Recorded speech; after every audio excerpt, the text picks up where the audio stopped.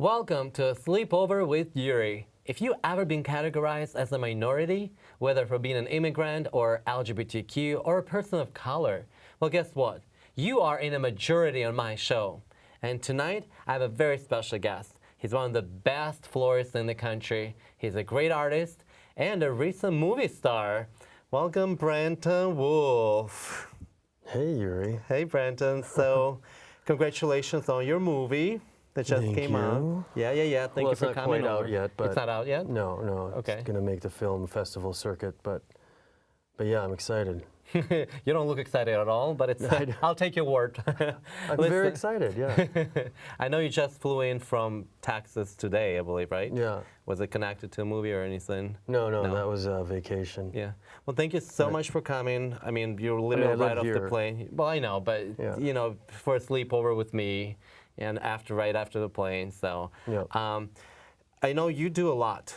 So first of all, the thing I want to ask you about your florist career. I know that's something you've been doing for a while. How is that going for you? You know, well, I moved here to. I'm an artist, as you mentioned, so I moved here to be an artist, to follow my dream to become, the next Andy Warhol. And in the process, I got hooked up with this guy, Robert Isabel, who was like the premier party planner florist of New York at the time. And he was from Minnesota and I'm from Minnesota. And that was 1995. So, and I was like homeless and I needed a job. Yeah. And I moved here because I read Madonna moved here with $35 and was dropped off in the middle of Times Square. Oh, wow. So I literally did that.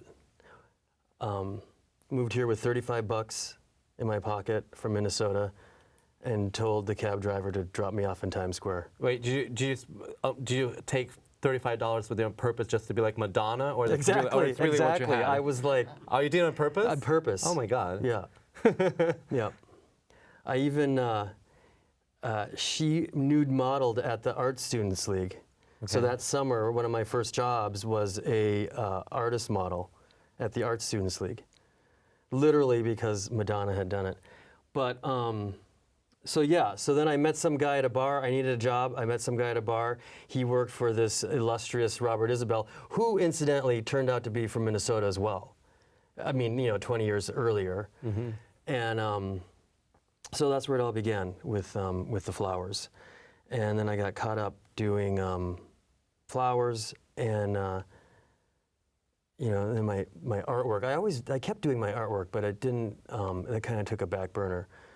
But yeah. So would you agree with me if I said that you are just an artist, a creative person, and everything you touch, whether it's flowers or painting or anything creative, you do it well? Because you obviously sound very creative and artistic. Yeah. I like to have it under like I'm an artist, because it was like, I don't know, about 10 years ago, I got tired of being a florist.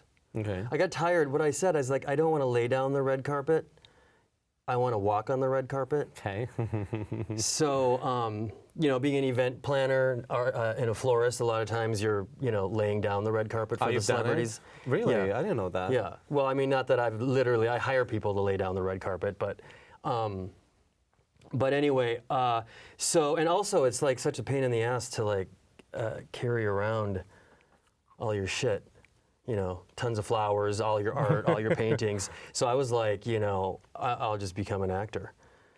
So I started taking acting classes and following that dream. That was really never like a childhood dream to be an actor. I always wanted to be great, I'll tell you that. I wanted to be an artist, some kind of creative, and to be great. I knew that. Okay. But so I started pursuing acting, and I did get a bit part on Ugly Betty. Oh, you did? Yeah, in like 2008 or 2009. So it was like Union? Yeah, and it started progressing. And then at one point there was like a big hiccup with you had to like do a review in front of, what do they call that? So anyway, the flowers started taking off more than the acting. So I started doing the flowers. And then I could never give up the flowers to do the acting. I could never give up the acting to do the flowers. And of course, the painting, the visual art was always there. So I had, you know, the painting, the flowers, and the acting. And like I said, I couldn't give up one for the other. So finally, with this movie, and this movie it was based on a dream I had, like a literal dream I had when I was 19, where I woke up from this dream and I said, I want to make this dream into a movie. So it's kind of funny, like a double, you know, meaning, like you make your dream come true, but it was like a dream the movie's based on. But so anyway, we made this movie, and it's basically loosely based around my story, being HIV positive, being an artist, painter, being a florist. So I'm all of these things in the movie. So Brenton, first of all, I want to say that I'm really impressed because I knew that you did creative stuff and arts and floral creativity, flowers. I didn't realize you've done all that, and I didn't realize you came here with $35 because Madonna did. To me, that's all really crazy in the best way crazy can be. I really admire, respect creative people and artistic people, and then you just really fell into that category for me. However, you just mentioned something briefly that in your movie you're portraying an HIV positive person, and one of the reasons why I wanted to talk to you and ask you to come over, have a sleepover with me, because it's still something I don't have enough awareness about. It's something that I hear and I'm very tolerant about because I have friends who are HIV positive, but it's still, but I want to learn more. Let's put it this way. And I know that you've been diagnosed with this disease for how long now? What was it, 1992? When I got the diagnosis, and the doctor said I had a year to live. So there was a year in your life where you actually thought that that was the last year of your life. Well, funny enough, when they told me that, I was like, I'm not going to die. Huh. And I was like, I remember that night I went home, and of course crying, and then I vowed it would not kill me. And this was before, now it's so easy. It's one pill, you're undetectable, it's really not a big deal. Back then in 1992, there was no cure. People were dying. You could take AZT, but if side effects of AZT were horrible. What's AZT? AZT was one of the first medications that came out in the early 90s to treat HIV. And like I just said, the side effects of AZT was horrific. There's like a wasting syndrome where it would eat all your fat and your muscle, and you would just, it was horrific. So I vowed, first, I wouldn't die from HIV, and secondly, I would not take that medication. So, and then I said, if I want to be a famous artist, I gotta do it now. And so I moved to New York. It was a couple years after that diagnosis, but I have to do it in New York. But let me just, I hope it's not a very sensitive subject for you, but you keep saying that I vowed that I'm not going to die from HIV, but what gave you that much confidence about that? And is it true that you never even for a moment thought, well, I'm just going to die in 1 year? What made you think that it's definitely not going to happen? It was kind of like this thing of this incredible sense of determination and commitment, and just this knowing that I was going to prove everybody wrong. So not even for a second you thought that? Not even for a second. No, I did not. Not for a second did I think. Now, was I not sometimes a victim, or was I not terrified that I was HIV positive? Yeah. Yeah, I was terrified. I was terrified to tell anyone. I was terrified, to have this, sometimes when you think about it, you have this thing in your body that you can't, get rid of, But I don't know. I just have, I guess I have a resilience to me. And I remember at that time, too, I got super healthy. I was was drinking tons of wheatgrass. I still do. I'm still super healthy. Wheatgrass, it's like this juice, and we're always doing these fasts, and you know, would work out. Not to the point of like, I don't know, crazy, but enough, you know? I mean, it was just enough. And it really ignited inside of me a sense of, I don't know, just a sense of like, I wasn't gonna let anything stop me. Would you say that, because I know a lot of people, a lot of times when people hear about, you know, they're gonna die or they don't have much time to live, or even their relatives die, like when my grandma passed away, it changed my life. Like it gave me, it was a wake-up call that life's not gonna last forever, you gotta do something now. Would you say that that diagnosis, even though you didn't really believe in it, did that help you with your creativity, with your artwork? Did you feel like you mentioned, you said now or never? Yeah, there was a sense of urgency. There was a sense of urgency. The only thing is I didn't know how. You know, I didn't know how. I was, how I was gonna do it, how I was gonna, you know, make my way. Not that I've, you know, but how I was gonna make my way. And I just threw myself into it. And, you know, I don't know how to describe. It wasn't like, you know, it was a learning process. And, you know, looking back at it, the biggest blessing out of all that was I became a very compassionate and forgiving human being. And you know, to the best, to not judge people. You know, to the best of my ability. Of course, I'm human, and, you know, we always have our, but, you know, because I could be the kind of person that, you know, someone who's HIV positive, I mean, that's, you know, you don't want to, like, especially back then, it was horrifying. Were you discriminated because of that when people knew you have a... Oh, I wouldn't tell anybody. You wouldn't tell anybody? Oh, I didn't tell, I mean, I had like one friend that knew, you know, probably in some kind of drunken, you know, crying night where I revealed my deepest, darkest secret. I'd always have a confidant, though. I always had, like, I didn't tell my family until recently. But why would you not tell anybody, though? Well, I was terrified of the stigma. So you were terrified that you were going to be judged and discriminated? Yeah, so yeah. Was that the case back then? I mean, or even now, do you feel like people with HIV positive are discriminated? Or were discriminated back then? Well, I mean, I don't make it, I don't really tell people, you know? I mean, I guess now I am, and it's in the movie.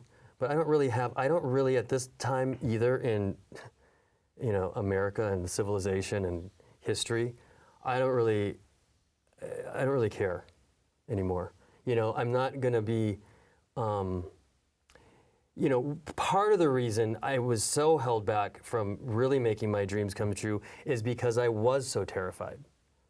Even though it didn't kill me, I let it hold me back by not, you know, speaking up, telling people, by suppressing it, by being, you know, by, you know, being in fear of what people would think. So, you know, it's taken me a long time to just say fuck it. And also, when I ask you, Brandon, it's just it's very interesting for me, the whole subject. And you keep saying that you wouldn't tell nobody, and I'm just trying to understand: was there discrimination, or is there discrimination? Do you feel like against people with HIV, like who are HIV positive? Because I remember when I was younger, and I heard about, you know, HIV, the disease.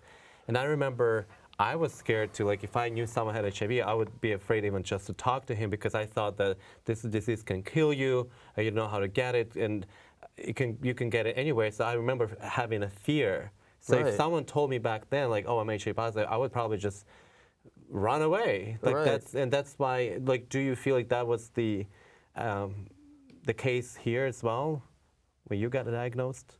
well, I wouldn't tell anyone. So but why I were you didn't- not telling anybody? Like, what was the fear based on? You were feared that people Well, would I not wasn't talk having to sex you. with anybody, you know. And then there was a few friends that I would meet along the way that I would tell. Mm-hmm. But I wouldn't have. Rarely would have sex with anybody. And so that presented that you know produced a whole series of issues, you know, and that I'm still dealing with today. And yeah, so I mean, I didn't really see the discrimination or didn't pay attention to it, but I just stayed so small But that it didn't really matter. what do you think people would think, or how do you think people would treat you if they knew you were HIV positive, especially back then? Would they treat you differently? Well, it would depend on my own inner being, how they would treat me. Do you emphasize the diagnosis of HIV in the movie? Well, it's mentioned. It's mentioned, but it's... I mean, it's not really based around the HIV, you know, but it's you know, it's kind of like, it is a story of an older man, you know, I'm like 48 now. Okay. So, even though I know I look like, you know, but, you don't look like a day over 21. oh yeah. This is really good lighting here. But, Thank you, Alexa. My Alexa does the lighting. You're welcome. but it's, no, it's the story of a man that has dealt with this for 25 years. Dealt with HIV. Right, and living that way, living a kind of like not wanting, you know, to deal with it, you know, outwardly, becoming isolated, and how he unravels. Like in the movie, the character's a recovering drug addict and alcoholic, and he relapses, and it's not like a movie about addiction or about he's an alcoholic or about he's HIV. It's a movie about a man, about a person, and he just happens to be gay, and he happens to have, you know what I'm saying? And he happens to be an alcoholic. It's not about so specifically, you know, it's a character study. And then you see, you know, you really see in the movie the pain of the human being having to hide and having those issues and not being able to freely talk about them and being in fear, and then seeing how it twists them, you know, in 20 years. And then he unravels, and you know, and it's not sad so much as it's just a really powerful statement on, you know, on that type of character. What's the name of the movie again? Self-portrait. Self-portrait? Yeah. And where, are we going to see it on TV, or is it going to come out? Like, Well, how can we see it? on Netflix. It'll be at film festivals. Will there be a film festival? Yeah, and then we're looking for distribution. Self-portrait. Self-portrait. All right, so we'll keep it. Alexa, keep an eye on Self-portrait. You got it. Let me know when it comes out. Alrighty. I've read in the books, believe it or not, Alexa and I read books together sometimes, that creativity and arts are healing. And I heard that a lot of diseases, and including mental diseases like depression and anxiety, can be healed by arts. Like my aunt per se, when she lost her husband and got depressed, she opened a gallery and she became an artist. Would you say maybe arts, would you? Oh, absolutely, that's what kept me alive. Absolutely.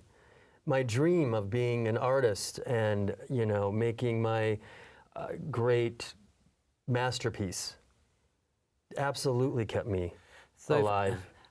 So if anyone out there is struggling with any type of disease, whether mental or physical, have a dream, pick up some hobby, painting, you know, whatever it can be, arts, and that will heal you. Would you agree? Would you say amen to that? Yeah, amen. So let me ask you, how did this whole idea with the movie come about? Did you just wake up and decide that I'll be a movie star in the movie about me, or how did that No. come Like around? I said, I had a dream when I was 19 about this movie, about this scene that ended up being in the movie, and so over the years, I always had this dream to make this movie. So in a way, I always did want to be an actor.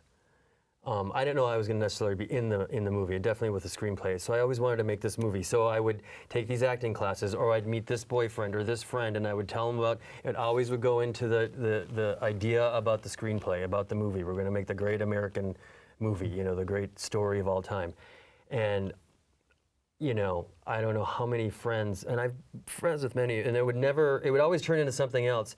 So finally, 3 years ago, I met a partner, boyfriend, in an acting class, and of course, I'm like, there comes you gotta let's write my screenplay, let's write my, told him my idea about the dream, and he finally wrote the screenplay. Finally found, I've taken screenplay writing classes myself, and just never was time. And I would say, why the fuck, why is this not happening? Why is this not happening? Now, interestingly enough, during, and I'd always also say, why don't I ever sell any of my artwork? I've got so many, after 30 years, I've got so much artwork you can't imagine. So anyway, we're filming this, we started filming last fall, and suddenly it dawned on me, and something told me a couple of years ago too, why the movie wasn't made yet, has never been made. It was like because the story wasn't finished being told. So finally, when I met Chandler and the pieces started falling into place and we're on set and then we're starting to make the movie, I was like, oh my God, the story has finally been ready, is ready to be told. And then all my artwork's in it. That looks gorgeous. And I'm like, oh, well, that's why I didn't sell much artwork over the years, because it was all waiting to be in this movie. So it really, it's really a very special piece for me. It's a real, I like to just, call it a real little gem. I mean, regardless of, what heights it will take us and, what film festival it will take by storm or, this or that, or how much money we're going to make on it. That doesn't matter. Yeah. That really doesn't matter. It's that finally, there's a scene in the movie, and in the last 10 years, I was more open about being positive, and definitely definitely anyone I dated or had sex with, I would tell. And so that was always like my first opening. We'd have a date, and about an hour into it, I'd be like, or 15 minutes, or maybe even if I didn't like them, about 1 minute, because I knew they'd, take off. But, inevitably would come. I'd tell them I'm HIV positive. So in the movie, we have a scene like that where Chandler and I meet, and I disclose I'm positive. And I'm sitting there with the cameras on me, and suddenly I'm like, we're in the scene, and I'm just like all of this emotion, and all of my entire life flashing before my eyes as the camera's rolling, as I'm saying the lines, as I'm like hearing the doctor say, you've got a year to live back in Minneapolis, Minnesota in 1992, and here we are finally fucking telling this story. I mean, you can't imagine this, this well of emotion that comes over my face, and God damn it, the camera was on me, capturing it in the lines, and so, I know we have something special, and something I'm really proud of, and like again, it's like, don't ever give up. Well, listen, just listening to you, I mean, first, I'm captivated. You're a great speaker. That's something you should also look into. Maybe you could be a motivational speaker one day or something like that. First of all, if you're single, you want to be in a movie, take a freaking acting class, okay? That's your ticket right there. Second of all, let me talk to you about Chandler for a second. So, your wonderful boyfriend, I mean, congratulations on a relationship. I always congratulate people on relationships. How did he react, and how did you tell him about your HIV diagnosis? Do you remember that? Was that a big deal for him at all? Well, it's in the movie. Literally. Okay, so I won't find out unless I see the movie? Literally how it happened is in the movie. But no, the thing is, like I said, I would always tell, prospective boyfriends or dates, and it was like if they could handle it, 99% of them were out the door. But if they weren't, then then they either turned into great friendships, and but like Chandler, he didn't run away. Then when I asked you about HIV positive versus HIV negative, so would you say that it does affect personal life and it does shrink the pool of potential boyfriends if you have HIV, or does well, it make it? Well, you could look at it that way. You could look at it that way. Now I look at it this way of it's like, if they can't handle it, they're not the person for me. If it's a friend, regardless, whoever it is.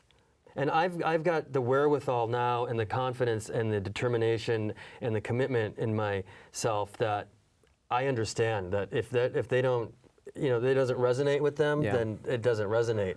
And I, am doing my own thing. People who are afraid to fly and have fear of planes, well, bad for them because there are a lot of places in the world they just won't be able to see, or at least they'll have to sail for days and days and days. Same with you. It's like I feel like if people are afraid of HIV and they don't understand and they choose not to educate themselves, because unlike other people, if a person is undetectable and tells me that, for me it's not a fear. I've been with guys who are HIV positive and undetectable, and it's not a fear. For me, it's like I said, if you're telling me the truth and I know what it is, there's no fear there. And a lot of people are missing out on an opportunity to meet their second halves, their second wholesomes, whatever partners. They miss an opportunity, and whoever before Chandler turned you down for you having HIV, well, that's their loss. And I think that's the message we should all have, that HIV does not make you any different, at least not in a worse way. And if you survive HIV and if you live with HIV and you're a nice guy, I mean, that's only, a bonus. Yuri, it's bedtime. Oh, God. I have Alexa tell me what time to go to bed. Otherwise, I just can stay up all night watching TV. And talking. You need to go to sleep. You need your beauty rest. All right, can you shut up? Thank you. I'm sorry. I'm a little bit rude with my Alexa. Yes. Anyways, Brenton, thank you so much for sharing all of that. I didn't expect to hear all you told me about your $35 Madonna ride. To me, I'm gonna love you even more after that. To me, that's just, like I said, crazy in the best way possible. I love craziness. Crazy. Life should be the way. So thank you for sharing that story. Thank you for coming over, having a sleepover with me. I was captivated just listening to everything you had to say. Thank you for sharing your status, HIV positive status, with me and Alexa. Thank you. I can never get used to it. I'm one of those people who talk to Alexa. And good luck with the movie. I really want to see it. I want a self-portrait. Mm-hmm. I really want to see it, and can't wait to see it. All right. Time for Betty Bye. All right, Brenton. We gotta go to bed. All right. Otherwise, she can get mad. You can sleep with my elephant. Good night, Alexa. Good night, Yuri. Good night, Brenton. Good night, Yuri.